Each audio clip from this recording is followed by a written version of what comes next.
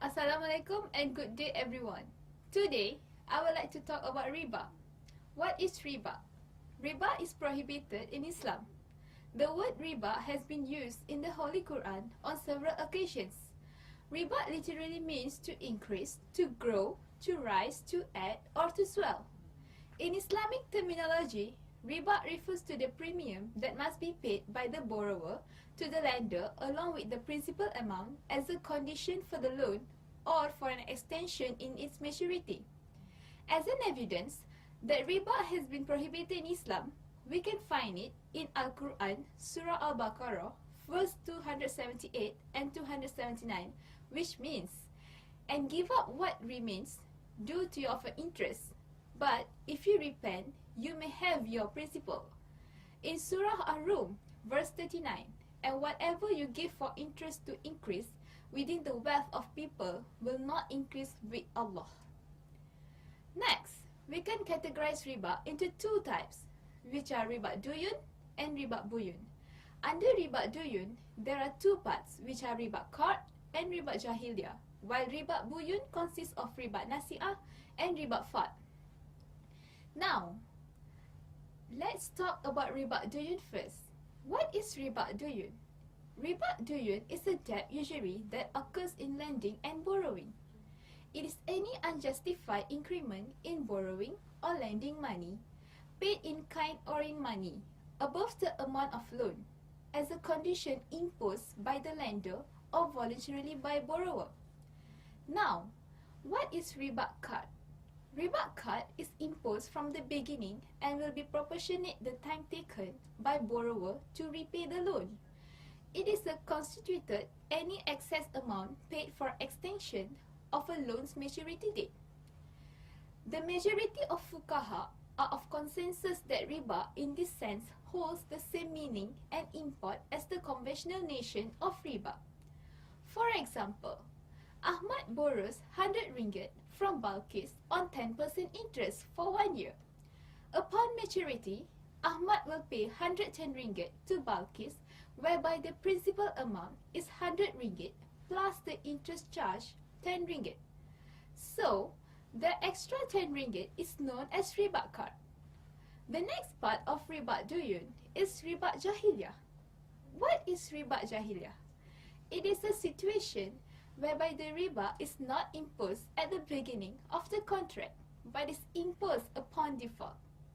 This arises when the creditor in a deferred contract of exchange requested from the debtor an additional amount over and above that which was initially agreed to in the original contract. The creditor agrees to allow his debtor to delay the payment of a matured debt in exchange for an increase in the indebtedness. For an example, Ismet owes Sadiq 100 ringgit on 1st March 2015. On 1st April 2015, Sadiq is unable to pay Ismet. So, Ismet agrees not to collect his debt until 1st March 2015 in exchange for Sadiq agreeing to pay him 120 instead of 100 ringgit.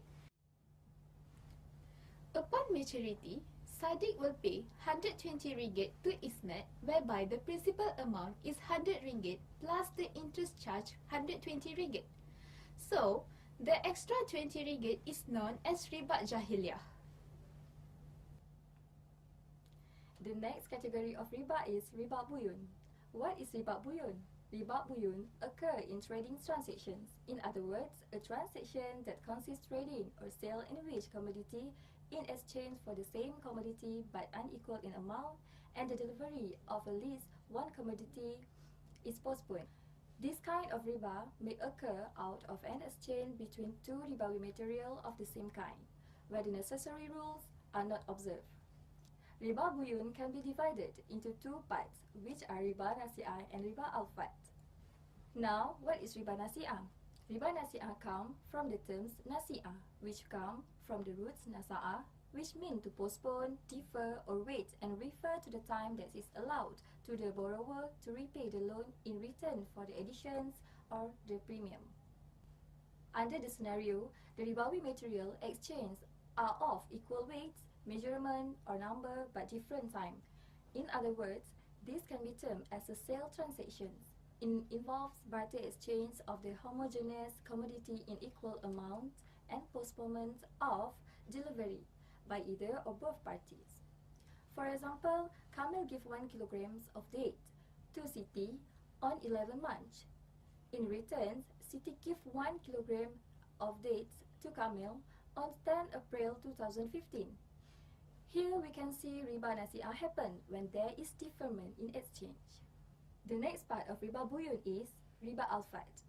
What is riba alfat? Riba alfat is the ribawi material exchange, which are different in weight, measurement, or number and are exchanged at the same time, and this can be termed as riba of excess. It applies to the purchase and sales of homogeneous commodities, where money is exchanged for money but in different quantities. This can occur when goods like for like and equal for equal are exchanged in different amounts, for example, number, weight, value, etc. It is a dishonest and unjust exchange. To avoid this, people have to exchange commodities equally, such as dates for dates, silver for silver, and etc. in equal amounts.